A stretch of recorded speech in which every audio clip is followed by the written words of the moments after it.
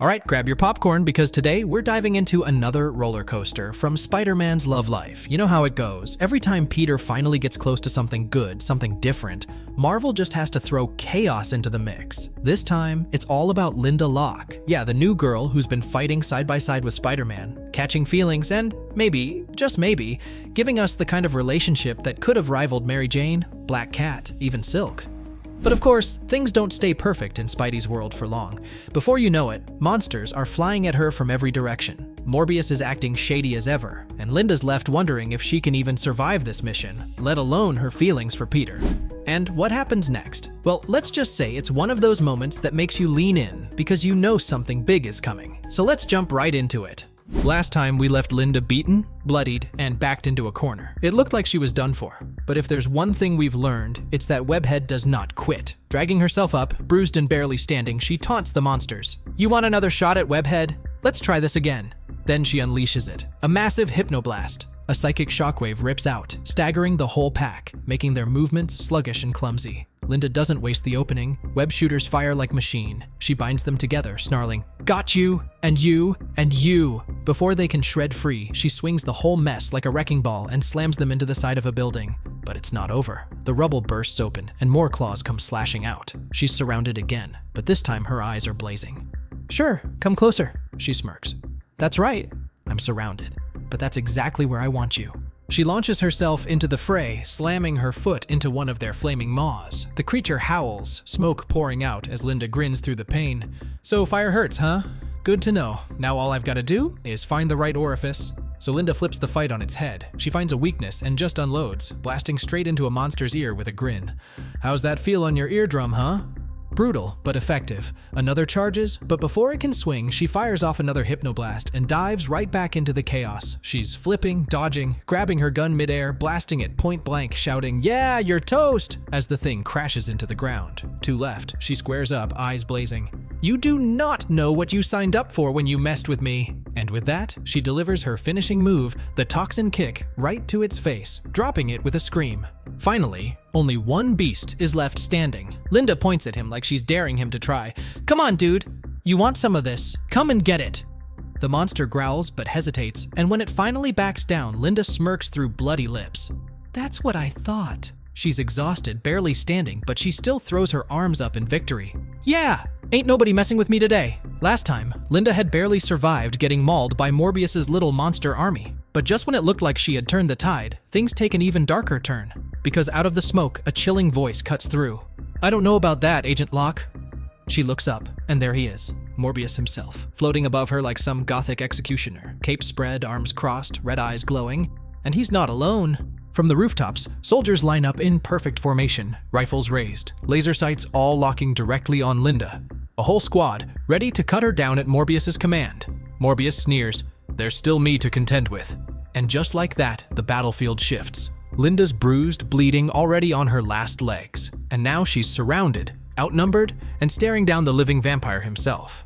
But here is the twist. Just when it looked like she might have pulled it off, Morbius floats down all smug, arms crossed like the world's grumpiest bat dad. 220 seconds. Acceptable. But you let one get away. Lynda's standing there, breathing hard, bleeding out, and this guy's talking like she's late to gym class. She finally pieces it together. This wasn't a real mission. It was a test, a setup. He threw her into the pit just to see if she could climb out alive, and she lets him have it. "You major doof! You almost got me killed." Morbius, totally unfazed. He reminds her he's her superior officer and brags about his vampire ears catching every insult. He's basically that boss who watches you drown in paperwork and then says, "This builds character." But before Lynda can fire back, he drops the next bomb. The monster that escaped? Yeah, they're tracking it right now. And guess what? She's not getting a break. Lynda sighs, shoulders slumped, every bone aching, but she still says the words, "Let's go." Because as much as she hates him, as much as she's realizing she can't trust him, she also knows one thing. The fight isn't over.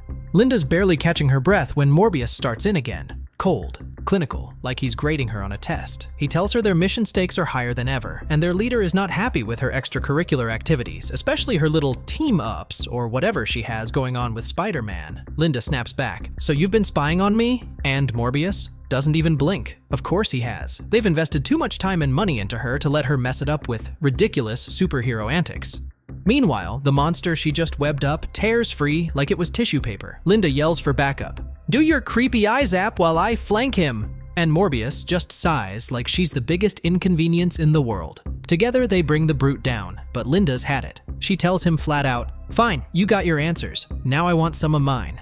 But Morbius won't give her the satisfaction. Instead, he calls for an extraction team and plays dumb, pretending he doesn't know what she's talking about. Lynda's furious, but she knows better than to push it. For now. Lynda's frustration finally boils over. Flying alongside Morbius through the city, she vents about the secrecy, how she's constantly kept in the dark despite being top of her class at Quantico. She thought she was recruited for something special, but all she's been doing is chasing monsters through New York. If I wanted that, she snaps, I could have just stayed on the dating apps.